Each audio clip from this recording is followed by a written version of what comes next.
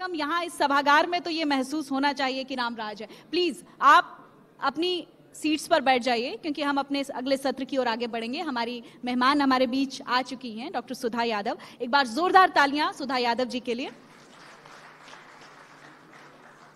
और इस सत्र का संचालन करेंगे हमारे मैनेजिंग एडिटर सुंदर सोलंकी जी। सुधा जी, आप मंच पर आमंत्रित हैं, आपका बहुत बहुत स्वागत है।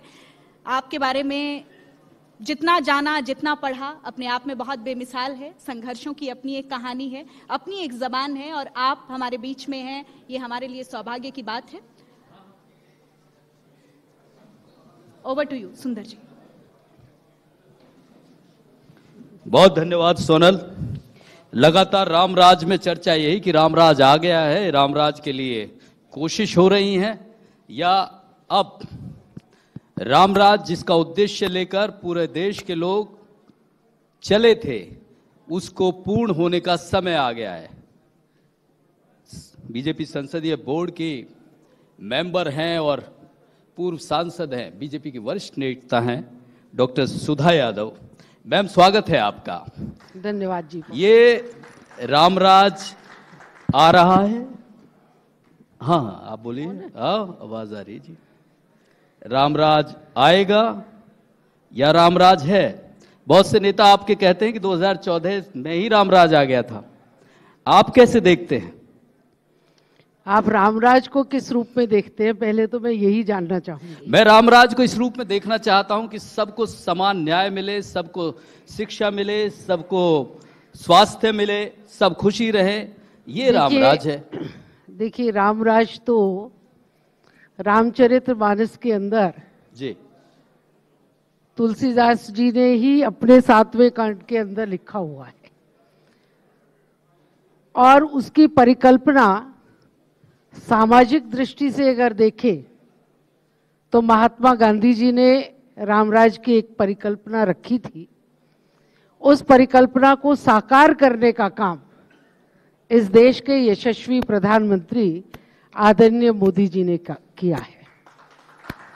आपने कहा कि सबको न्याय मिलना चाहिए, गरीब का उत्थान होना चाहिए, सबको शिक्षा मिलनी चाहिए, रोटी कपड़ा और मकान मिलना चाहिए।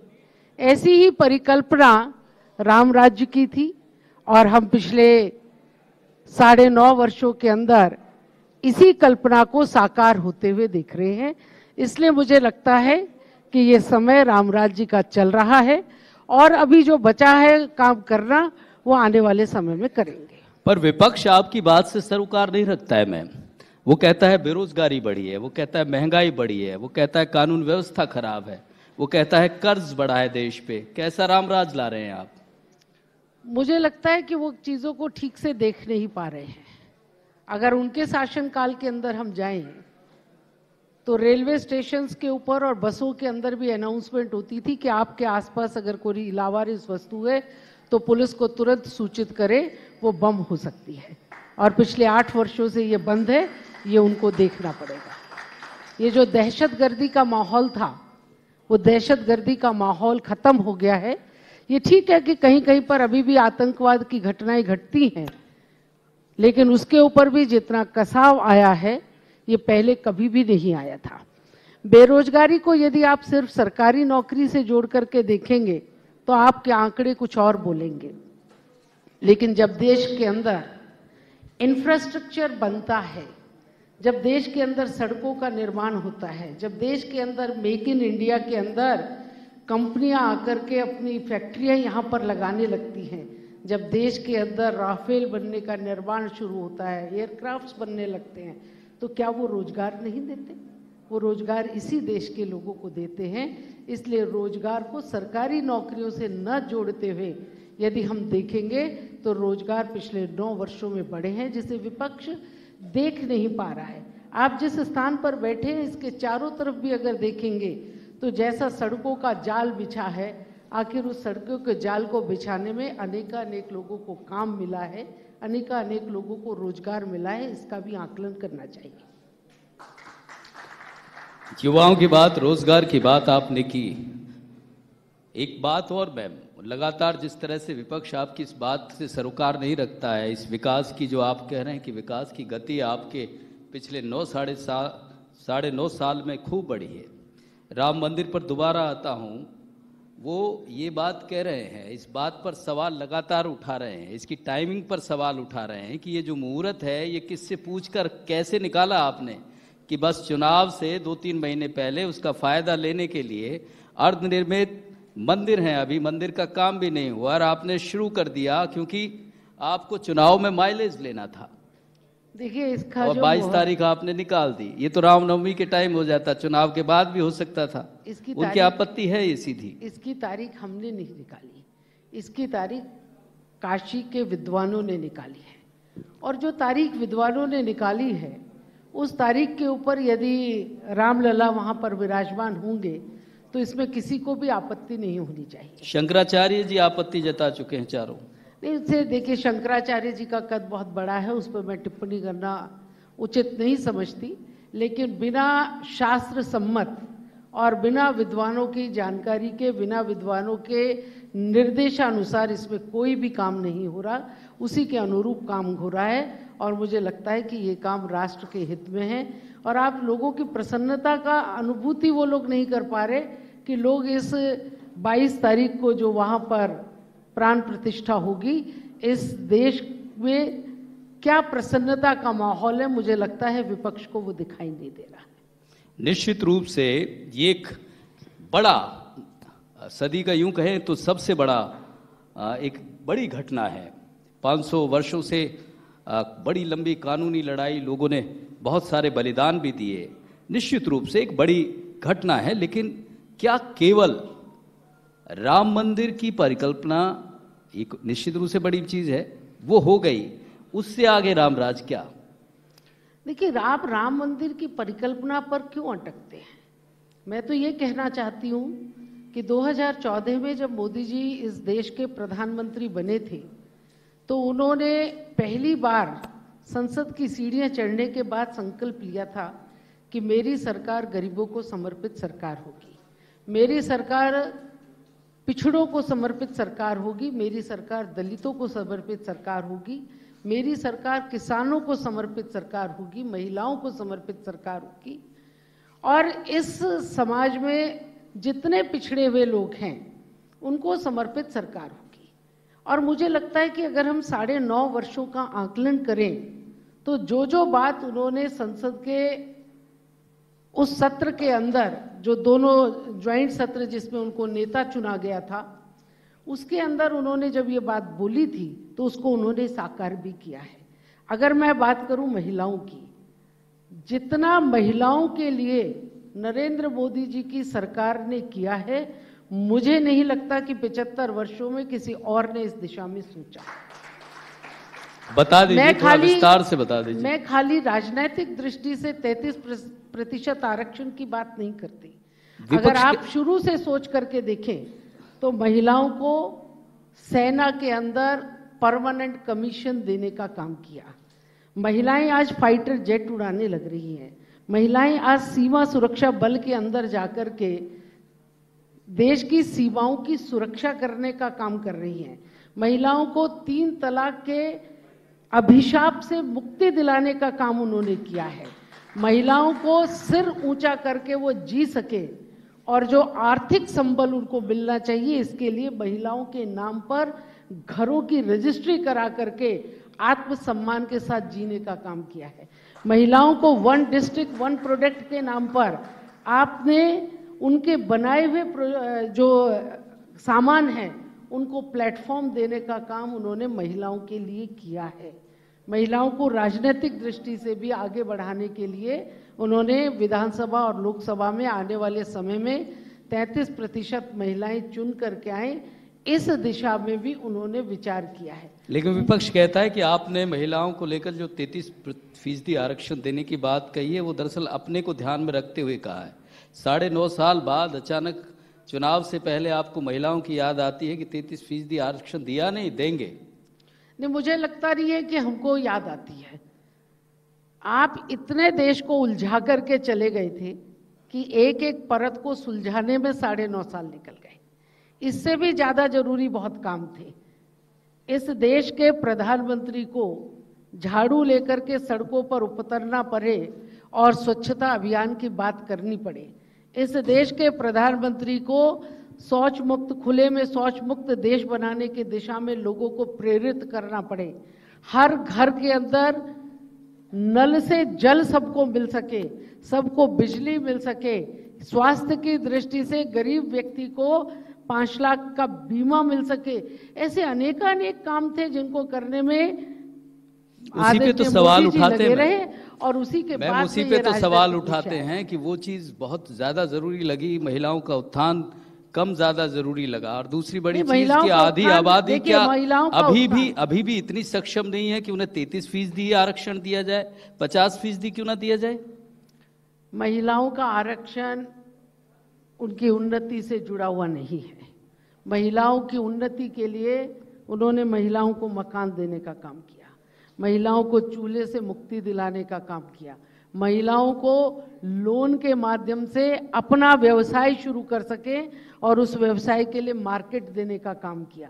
उन्होंने तो बहुत चीज़ों में महिलाओं को सक्षम बनाने के लिए काम किया है और महिलाएं आज सक्षम है। आपने देखा होगा कि 26 जनवरी की परेड के अंदर एक इवेंट ऐसा होता था जिसपे पुरुषों का एकाधिकार था। आप बुरा मान जाएंगे मेरी बात से, नहीं, ये लेकिन तो उसमें पुरुषों का एकाधिकार गर्व का विषय। मैम, आप आधी आबादी हैं, आपका आधी नहीं, मैं तो ये मानता हूं कि आप बराबर नहीं, हमसे उत्तम है, पुरुषों से उत्तम है आप। बराबरी, हम बराबरी नहीं है आपकी कर सकते, आप हमसे उत्तम हैं। वो एकाधिकार उनका था कि मोटरसाइकिल के ऊपर आखिरी इवेंट में कर्तव्य दिखाते हुए सिर्फ जवान उसमें जाते थे, चाहे वो बीएसएफ के हो चाहे सेना के हो।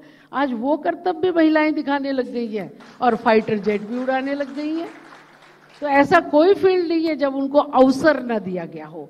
जब हम महिलाओं को अवसर देते हैं तो महिलाओं की पर्सनालिटी का डेवलपमेंट होता है और महिलाओं के जो हम आप कह रहे हैं कि पिछड़ापन है, वो पिछड़ापन दूर होता है। जब हमने सब फील्ड्स के अंदर महिलाओं को अवसर दे दिया तो उसके बाद में अब हम राजनीतिक फील्ड में भी अवसर देने के लिए आगे बढ़े। इसलिए इसमें 9.5 साल हमने सोचा, चुनाव से पहले सोचा।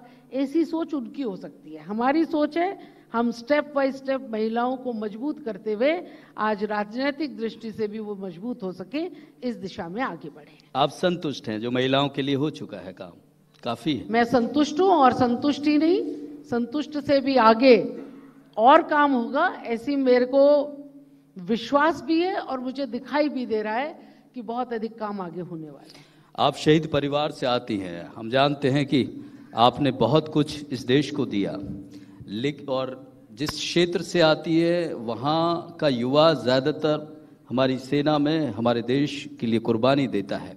लेकिन वही है कि इस पूरे 9.5 साल के एक जो आपका कार्यकाल रहा उसमें एक और सवाल उठता रहा कि आपने उनको केवल जो अग्निवीर घोषित कर दिया।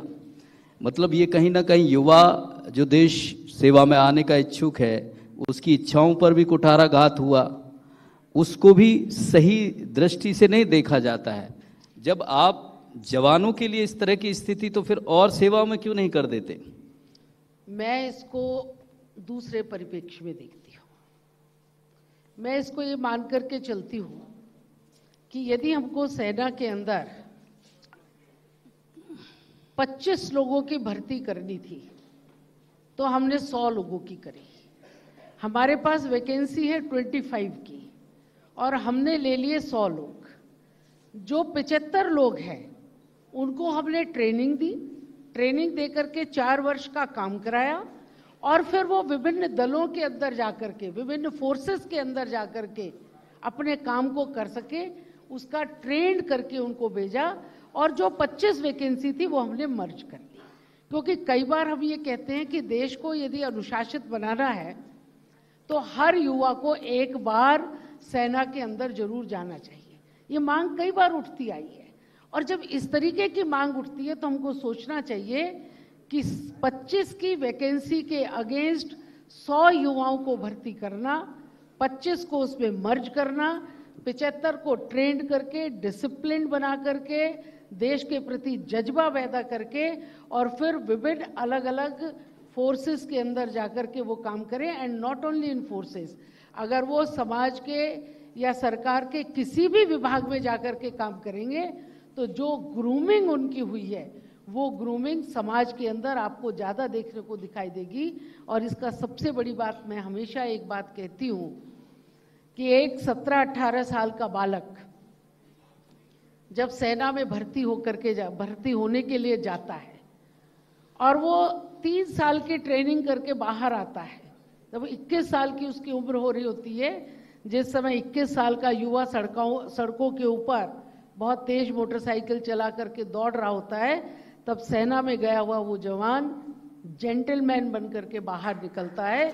तो वो जेंटलमैन वाली जो ट्रेनिंग है वो ट्रेनिंग हम दे रहे हैं। अपने अपने देखने का प्रोस्पेक्टिव है कि आप चीज़ों को कैसे देखते हैं।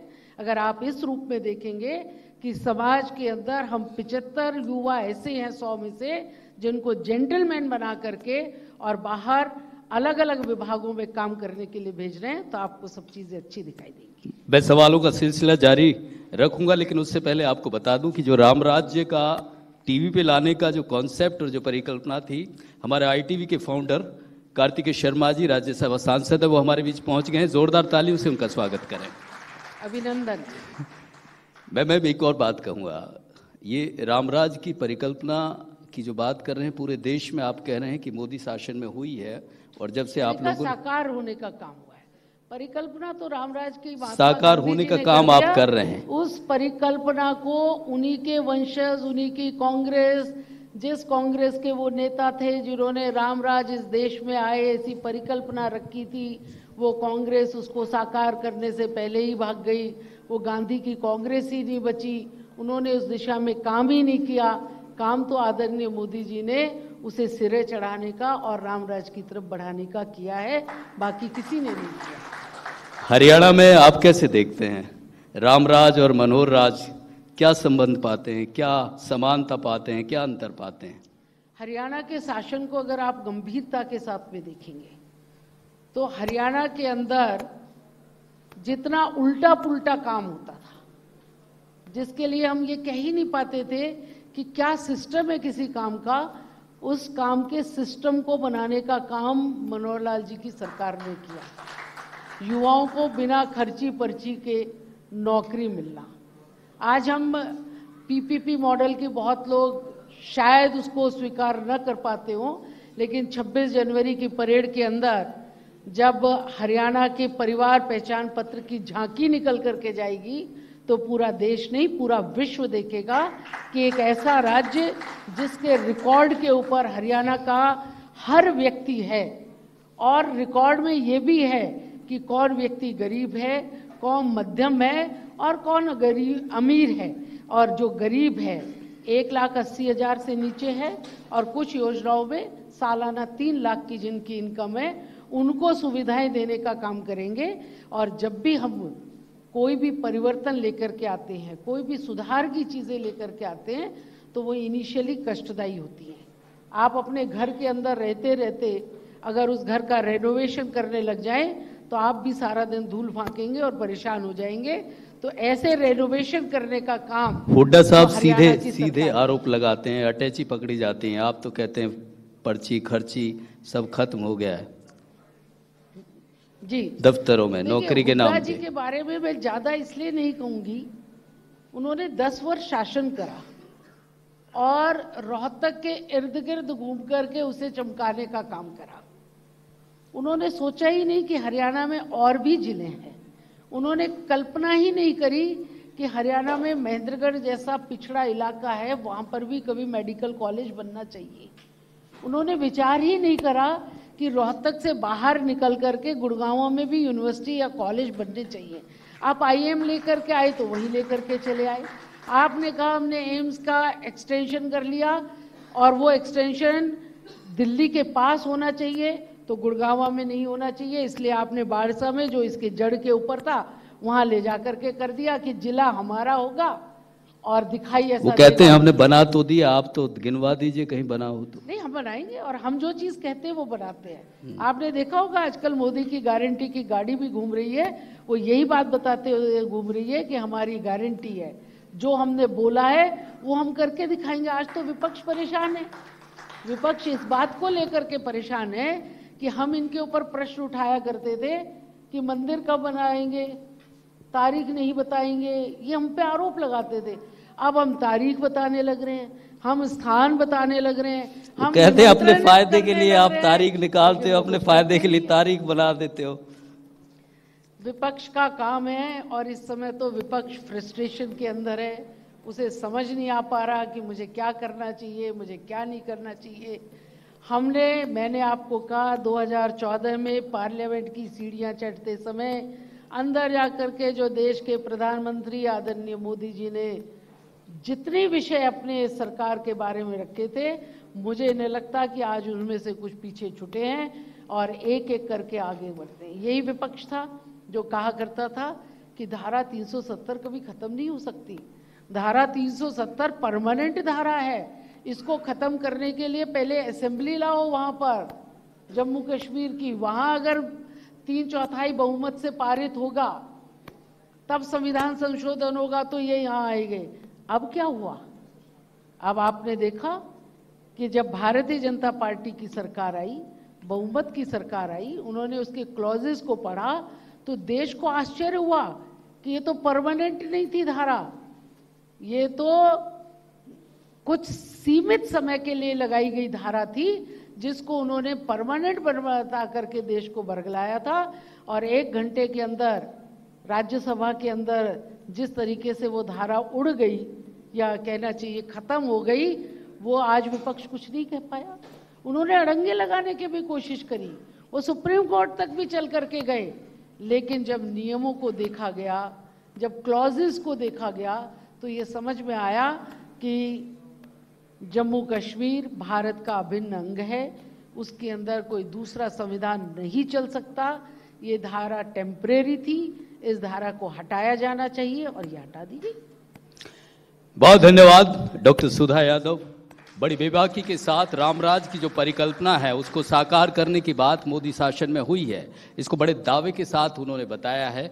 और इसके अलावा बड़ी चीज यही कि मनोहर राज भी रामराज की उसी परिकल्पना को लेकर चल रहा है और जिसे साकार करने का काम मनोहर सरकार कर रही है, ये भी उनकी तरफ से पूरी तरह से दावा किया गया।